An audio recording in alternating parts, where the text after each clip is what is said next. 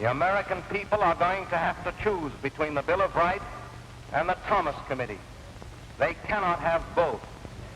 One or the other must be abolished in the immediate future.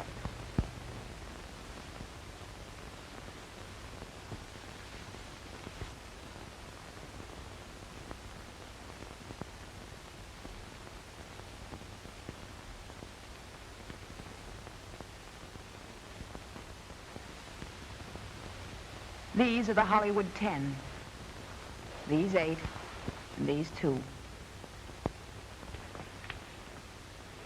In the fall of 1947, they were subpoenaed to appear before the House Committee on Un-American Activities, whose chairman was J. Parnell Thomas. They did not behave to Mr. Thomas's satisfaction, and they were declared to be in contempt of Congress. They were tried and declared guilty. They appealed their cases to the higher courts, and their appeal was denied. All 10 are now in federal prison, serving 1-year sentences. We should like you to meet them. Albert Maltz, 41 years old, born in Brooklyn, novelist, playwright, writer of short stories and screenplays. His works are read in other countries. They've won prizes. The U.S. Army distributed this book to soldiers. His film, Destination Tokyo, was premiered by the Navy. The Marines praised him for Pride of the Marines. And the film industry honored his film on racial tolerance. His family will try to weigh these honors while he spends a year in federal prison. Lester Cole, born in New York City, 45 years old. He was a founding member of the Screenwriters Guild and served on its executive board as president and vice president. When he was summoned by the House Committee, he was a valued writer at this film studio, signed to a new contract to write and produce on that very day. Author of 40 screenplays, among them Romance of Rosie Ridge, Objective Burma, None Shall Escape. He is now in prison. Samuel Ornitz, 60 years of age, born in New York, novelist and screenwriter, lecturer and scholar. Author of a classical fictional study of American Jewish life, of a tender story for children, of a book whose hero was lynched by anti-Catholic bigots. As a social worker, he spent many years with the Prison Association in New York, helping thousands of people to get out of prison. He is now in prison himself. Adrian Scott, screenwriter and motion picture producer, born in New Jersey, 39 years old. This film studio considered Scott's services invaluable. His films were successful and celebrated. Do you remember Crossfire? It was not to the taste of J. Parnell Thomas. Now Adrian Scott, too, is in a federal prison.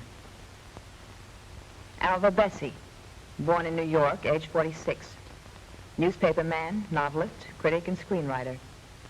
In the year 1938, he made his way across the Pyrenees as a volunteer for democracy.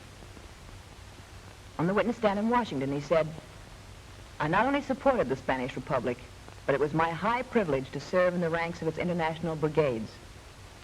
He returned to the United States to write an account of that war, and in the Second World War served as second lieutenant in the Civil Air Patrol, Los Angeles Squadron 3. He wrote films as a contract writer for Warner Brothers Studios. He is now in prison. Edward Dmytryk, 41 years old, motion picture director. These films and many others were directed by Edward Dmytryk. As a reward for his distinguished contribution to world films, 1 year in prison. Ring Lardner Jr., born in Chicago, 34 years old. 2 of his brothers died in separate chapters of the world struggle for democracy. One as a volunteer in the Loyalist forces in Spain, the other in Germany as an American war correspondent. Himself, author of a dozen screenplays, for one of which he received the highest award of the film industry. This film he wrote for a trade union to advance the idea of the equality of all races, of all nationalities. Ring Lardner Jr. is now a federal prisoner.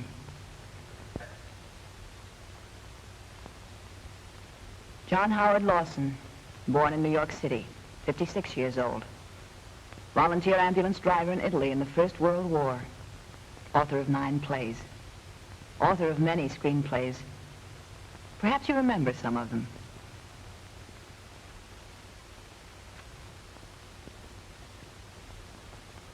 A teacher, scholar, historian. He completed the first volume of A History of American Culture just before he entered prison. This is Mrs. Lawson. She and their children will wait for him. Herbert Biberman, 50 years old, born in Philadelphia. He directed plays for the Theater Guild, the leading theatrical organization of America. He produced and directed films for various motion picture companies. And he was the organizer of the Hollywood Anti-Nazi League, one of the first groups to warn the world against Hitlerism. Always, he devoted his energies to decency and humanity. He is now in a federal prison. Dalton Trumbo, born in Colorado, 44 years old, writer of novels. A writer of pamphlets in the tradition of Zola and Thoreau. Writer of films. Kitty Foyle, a guy named Joe, 30 Seconds Over Tokyo. War correspondent in the South Pacific. Special consultant at the first United Nations conference in 1945. 5 years later, he said goodbye to his family to go to prison. 10 men. What was their crime? Why are they in prison? There were 2 questions. Listen. Now, Mr. Trumbo. Are you a member of the Screenwriters Guild? Mr. Stribling, the right of American labor to inviolable secret membership list has been won in this country by a great cost of blood and a great cost in terms of hunger. Are you now, have you ever been a member of the Communist Party? Unless it has been changed since yesterday. In our country, we have a secret ballot. And I do not believe this committee has any more right to inquire into my political affiliations than I believe that an election official has the right to go into the voting booth and examine the ballot which has been marked by the voter. No. Thus, J. Parnell Thomas. He has been put in prison as a common thief. But the 10, do they belong there? We don't like the idea of going to prison. Our personal lives, our families, our work are as important to us as to anyone else. To explain to a child of 7, 10, or 12 why his father must go to prison, no, it's not easy. Why didn't we avoid all this? Why didn't we answer the questions yes or no as the committee demanded? Because we wanted to challenge the right of the committee to ask such questions. Whose words are these? Do you know? No official, high or petty, may prescribe what shall be orthodox in politics, nationalism, or other matters of opinion, or force citizens to confess by word or act their faith therein. Supreme Court Justice Jackson wrote this. This was the law of the land until April 10th, 1950. On that day, by its refusal to hear our case, the court washed its hands of the rights of the American people. Our rights, your rights. And sitting in silence on the bench was the same Mr. Justice Jackson. When we appeared before J. Parnell Thomas and his committee, we thought the Constitution guaranteed the rights of everyone. We believed the Supreme Court would certainly stand behind its own decisions. Well, we were mistaken. The committee is now free to operate, to drag before it 1,000 people, or the million it boasts it has on its list. How are you going to answer the committee's questions?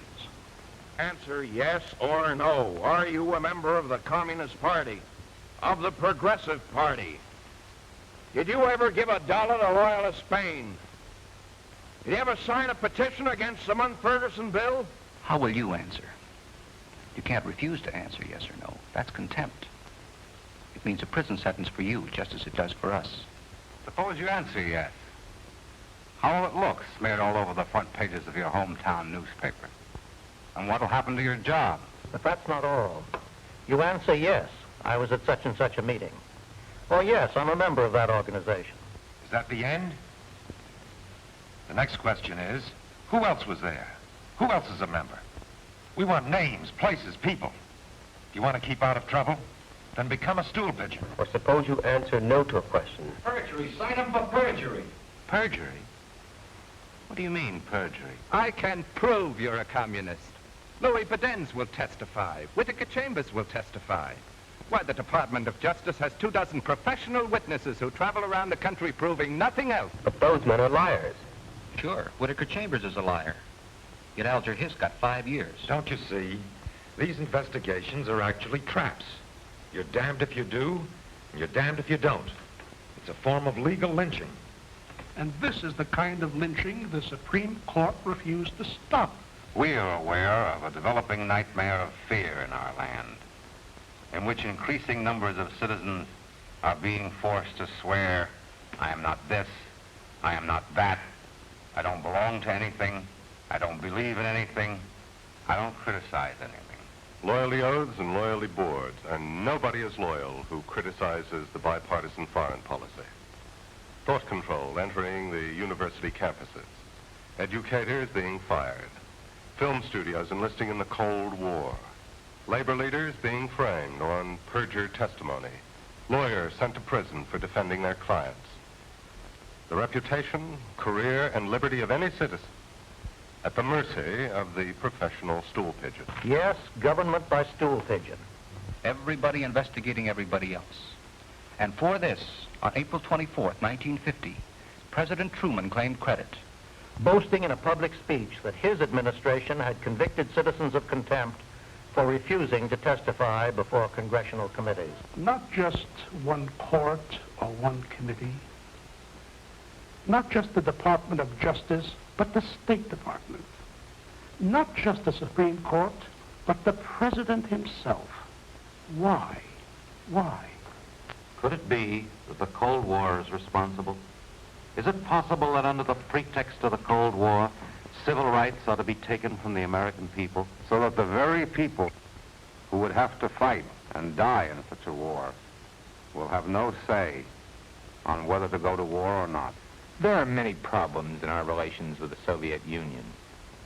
But shall people who say no, there must be a way to peace?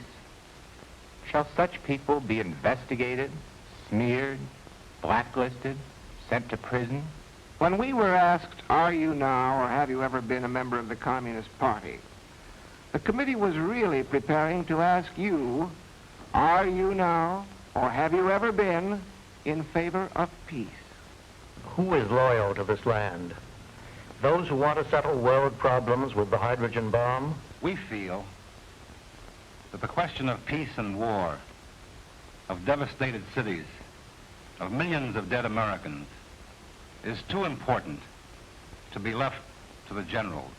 Or in the hands of the Committee on Un-American Activities. In 1859, Abraham Lincoln said, "The people are the rightful masters of the Congresses and the courts."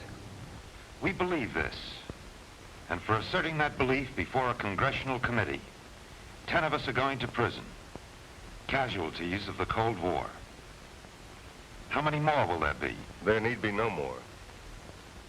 That depends on you. Truly, it depends on you.